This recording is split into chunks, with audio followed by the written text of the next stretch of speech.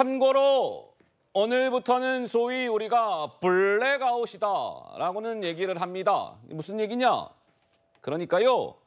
오늘부터 해갖고 조사되는 여론조사들 있잖아요.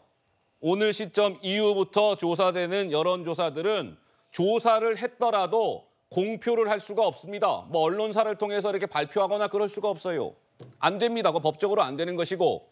그러니까 어제 시점부터 해갖고 그 이전에 조사됐던 여론조사는 뭐 이제 이야기하는 것이 괜찮은데 오늘 저희가 지금 전해드리는 이 조사들은 당연히 법적으로 공개할 수 있는 시점에 있는 조사라는 거 말씀을 드리고요.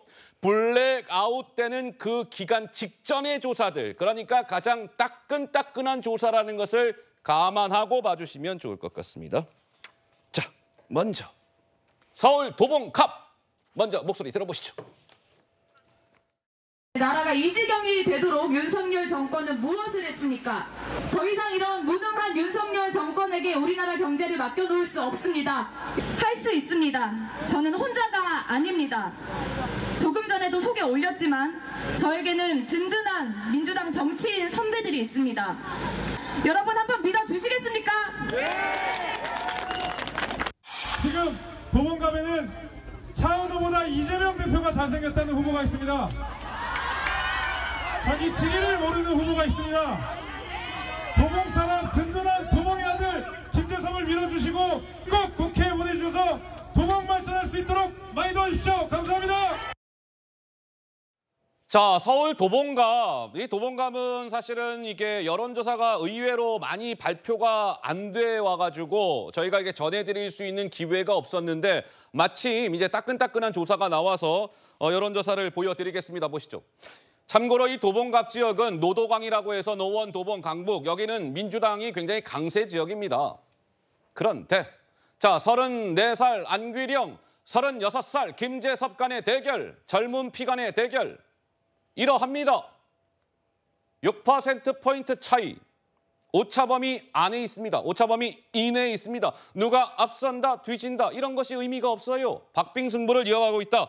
뭐 이런 것인데 강성필 부위원장님 도봉갑에서 국민의힘 후보가 38이 나왔다. 오차범위 이내에 있다. 민주당이 좀 긴장을 해야 되는 수치일까요? 어떻습니까? 네, 당연히 긴장을 해야 되는 수치입니다.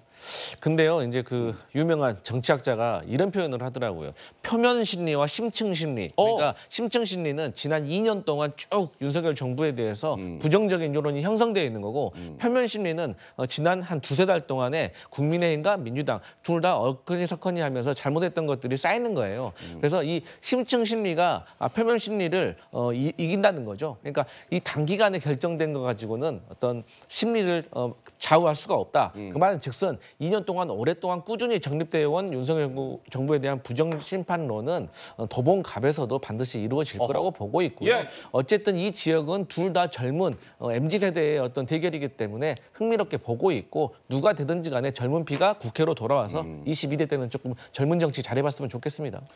저 도봉갑 지역이 아마 그럴 겁니다. 고 김근태 고문이 도봉갑에서 3선을 했을 거예요. 그리고 바로 바통을 고 김근태 고문의 부인 인재근 의원이 바통을 이어받아서 또 그 이후에 3선을 했을 겁니다. 그러니까 부부가 도봉갑에서 6선을 한 거죠. 24년 동안 국회의원을 한 겁니다. 그리고 나서 이제 첫 승부가 이번 총선인데 여론조사의 최근의 흐름은 저러하다. 참고해서 봐주시고요. 자, 한동훈 비대위원장 오늘 이 도봉 지역을 방문했습니다. 이렇게 얘기했습니다. 들어보시죠. 제가 생각하기에 저기는 안귀령 후보보다 제가 어쩌면 도봉을 더 잘할지도 모르겠습니다. 전 이 동네 많이 다녀봤거든요. 누구에게 맡기시겠습니까? 여러분, 제가 오늘 아침에 이런 말씀을 드렸습니다. 여러분 조국같이 살아왔느냐? 이재명같이 살아왔느냐? 공영훈같이 살아왔느냐? 양문석같이 살아왔느냐? 김준혁같이 살아왔느냐? 박은정같이 살아왔느냐? 그렇게 살아온 사람 여기 계십니까? 여러분 투표장에 가서 이렇게 대답해 줍시다. 우리는 너희들같이 살지 않았다고. 자, 한동훈 비대위원장이 이제 오늘 도봉 지역을 마침 방문한 자리에서 저런 얘기를 한 건데 송영훈 변호사 한 말씀 하시겠다고요? 그 안규령 후보가 아까 좀 전에 영상에 보면은 뭐 든든한 정치 선배들이 있다고 했지 않습니까? 그 든든한 정치 선배들이 이화여대 총학생회장 했으면서 지금 김준영 후보 막말에 대해서 제대로 입장도 못 내놓고 있는 서영교 의원 같은 분인가요? 또 역시 이화여대 나왔으면서 김준영 후보가 그렇게 이화여대 선배들을 모독하는데 가만히 있는 최민희 후보 같은 분인가요? 그런 정치 선배, 지금 안규령 후보 본인도 이 문제에 대해서 제대로 된 입장을 안 내놓고 있지 않습니까? 그래서 저는 남은 기간 동안에요. 저 지역의 여론이 안규령 후보에게 유리하게 흐르지 않을 거라고 봅니다. 왜냐하면 우리가 유권자들은요 90% 이상이 사실은 힘이 약한 사회적 약자입니다. 그러면은 그분들은 자기 지역의 국회의원들이 시민들을 위해서 용감하게 대변을 해주고 말을 해주기를 원해요. 그런데 저렇게 당내에서 다른 후보가 여성을 광역적으로 비하하고 이렇게 저급한 성인식을 드러냈을 때 그것에 대해서 우리 선배들을 모독하지 말라 이런 말 한마디 똑바로 못한 후보가 어떻게 시민들을 대변할 수 있겠습니까? 그래서 아까 34살, 36살 젊은 후보라고도 했는데 나이가 젊은 것은 비슷하지만 사실은 그 내용은 많이 다르다. 저는 그렇게 보이고요. 그래서 저 지역은 과거에 김근태 그 의원이 3선을 한 뒤에 한 번 의원이 바뀐 적이 있습니다. 2008년에 그 신지혜 후보가 당선된 적이 있는데 이번에도 마침 인재근 후보가 3선을 하고 나서 맞이하는 총선이기 때문에 저 지역 구민들께서 좀 새로운 선택을 하실 가능성도 상당히 있다. 저는 그렇게 봅니다. 아하. 그러니까 도봉갑이 김근태 고분이 3선을 하고 중간에 국민의힘 계열의 선수가 한 번 당선이 됐다가 그 이후에 이제 김근태 고문의 부인 인재근 의원이 3선을 한 지역구 뭐 이렇게 보면 되는 것이죠. 자. 도봉갑 뭐 어찌됐든 민주당 강세 지역입니다. 그 중요한 것은 그런데 이제 최종 이 승부가 어떻게 결론이 날지 한번 지켜봐야 될 것 같고요. 이번에는 도봉에서 조금 차를 타고 이동을 하시겠습니다. 거리가 조금 있습니다. 한강도 좀 살짝 건너야 됩니다. 이 지역으로 가보시죠. 목소리 하나 들어보시죠. 지난 4년 허송 생활하셨죠? 아니 뭐 무슨 엄청 정의로운 판사라고 왔는데 여러분들 속았다 생각하셨죠? 보니까 이번엔 시즌2예요. 또 정의로운 뭐다 그러면서 왔는데 여러분 또 속으면 되겠습니까 여러분? 나라를 위하고 국민을 살리기 위해서는 제대로 된 심판이 필요합니다.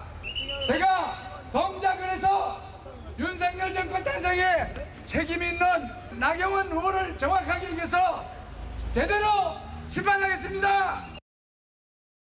자, 한강벨트의 핵심 지역 서울 동작을 이재명 대표가 지금 서울 동작을에 엄청나게 공을 들이고 있습니다. 6번 방문했습니다. 그런데 결과는 이러합니다. 1%포인트 차이, 깻잎 한 장 차이, 반윤 검찰, vs 판사 출신 간의 한판 승부. 자, 1%포인트 차이면 정말 뭐 거의 바짝 붙어있는 숫자인데 최수영 평론가님, 글쎄요, 관전 포인트가 아닐 수 없네요. 그렇습니다. 여기 동작을 굉장히 좀 중요한 지역으로 부상했는데 사실은 이제 유삼영 후보를 민주당 이재명 대표가 영입하지 않았습니까? 그래서 약간 무명의 후보라고 생각했는데 갖다 거기다 이제 전략 공천함으로써 이게 마치 이제 이재명 대표가 갖다 꽂아놓은 공천이기 때문에 어찌든 여기를 당선시켜야 본인의 책임이 좀 면피가 되니까 여기에 공을 6차례나 다니면서 공을 들이는 것 같은데요. 저는 그러다 보니까 이재명 대표가 오버하는 것 같아요. 뭐냐? 이걸 마치 이제 신한일전이라고 표현했단 말이에요. 아니 무슨 동작을 지역구 국회의원 뽑는 이 선거가 국가대항전입니까? 아무리 그렇다 그래도 신한일전이라뇨. 그리고 나경원 후보가 친일의 우선이고 그 유삼명 후보가 독립운동가의 자손입니까? 그런 식으로 제가 접근하기 때문에 지금은 여론조사가 이렇게 팽팽한 지형은 그럼에도 불구하고 정권심판론의 기제가 작동하는 데서도 나경원 후보가 이만큼 거의 붙어있는 이 상황은 저는 나경원 후보가 뚝심을 발휘한다 그러면 얼마든지 선전할 수 있을 것 같은데 유삼영 후보 같은 경우는 여기 지역에 대해서 너무 이제 이른바 그 밀도가 좀 낮아가지고 이런 점들을 극복하는 게 과제가 될 것 같고 어쨌든 나경원 후보가 이쪽 지역을 이끄는 일종의 선도마 역할을 하기 때문에 여기에 선전 여부가 매우 중요할 것으로 보여집니다.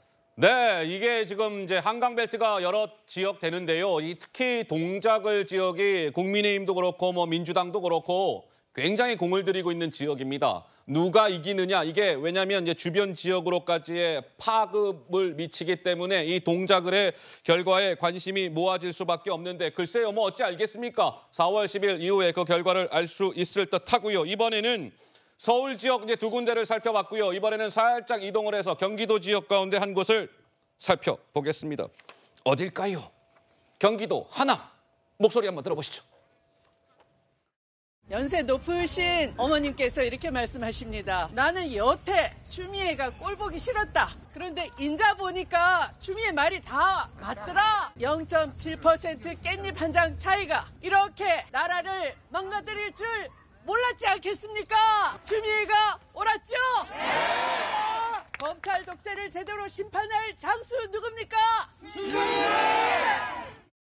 저는 이 추미애 후보가 물론 거물급이지만은 그동안에 어떤 국민들한테 했던 행동들, 법무부의 직원들한테 했던 행동들 이런 것들을 오히려 저는 이번 기회에 추미애 후보는 정치권에 좀 은퇴를 시켜야겠다는 그런 각오를 좀 하고 있습니다.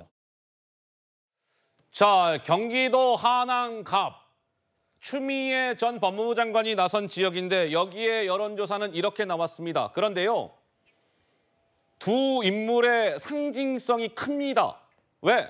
추미애 전 법무부 장관은 윤석열 대통령의 약간의 저격수 느낌이 있고 이용 후보는 누굽니까? 국민의힘의 윤석열 대통령의 그 캠프 때 수행실장. 그러니까 윤석열 대통령의 측근이다.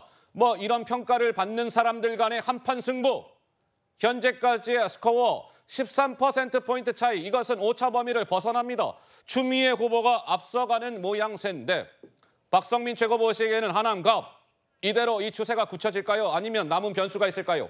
사실 제가 며칠 전에 여기로 이제 지원 유세를 다녀왔어요. 그래요? 그래서 현장의 분위기를 좀 보니까 일단 추미애 후보에 대한 이 호응과 기대가 굉장히 높고 저기 지금 하남갑 지역이잖아요. 이 지역이 굉장히 개발되면서 새로운 인구도 많이 들어서고 새로운 아파트도 많이 들어서고 있는 형국이지만 또 한편으로 다녀보면 이렇게 전통시장 같은 시장도 있고 그리고 아직 개발되지 않은 아주 오래전부터 이 지역에 터를 잡고 살아오신 분도 많이 사는 굉장히 좀 복합적인 지역이더라고요. 그러니까 아무래도 그렇다 보니까 지역에서는 당연히 개발 현안이 이슈일 수밖에 없고 추미애 후보에 대한 기대가 한편으로는 또 뭐가 있냐면 이번에 추미애 후보가 저기서 당선이 되게 되면 육선이 되게 되거든요. 육선되죠. 그렇게 되면 어쨌든 힘 있는 이 중진의 정치인이 하남 지역을 위해서 제대로 뛰어주지 않겠느냐 이런 기대도 분명히 존재하는 것 같고요. 그리고 우리가 계속 내내 얘기하지만 결국에 이번 선거는 윤석열 정권에 대한 중간 심판 선거이기 때문에 어떻게 보면 대차게 윤석열 대통령에 맞서서 윤석열 검찰총장 시절부터 대립각을 세워왔던 추미애 후보의 정치적인 상징성 이 부분도 지역 주민들께서 굉장히 눈여겨보신다. 그런 면에서 제가 봤을 때는 현장의 분위기가 굉장히 좋다. 이렇게 생각합니다. 박성민 최고가 현장을 다녀왔군요. 이제 이 추미애 후보가 만약에 이번에 하남갑에서 국회의원 배지를 한 번 더 달게 되면 박성민 최고가 잠깐 언급을 했습니다만 육선이 됩니다. 육선. 만에 하나 민주당이 이번 총선에서 또 1당이 되거나 물론 나 전제적인 말씀이기는 하나 1당이 되거나 그랬을 때 이 추미애 또 후보가 당선이 되고 육선이 되면 다음 국회에 유력한 국회의장 후보로 올라서게 됩니다. 그동안 대한민국에는 여성 국회의장이 있었다? No. 없었다. 헌정사상 최초의 여성 국회의장 이것과 관련해서 추미애 후보 스스로도 자신감 있게 떠안겠습니다. 이렇게 얘기한 바가 있었습니다. 글쎄요, 하남갑 지금은 오차 범위를 벗어나는 숫자이기는 하나 이제 선거 6일 남았다. 이 흐름이 어떻게 바뀔지 저희가 전해드릴 수는 없을 것 같고 여러분들께서 스스로 관심 있게 잘 지켜보셔야 할 것 같습니다.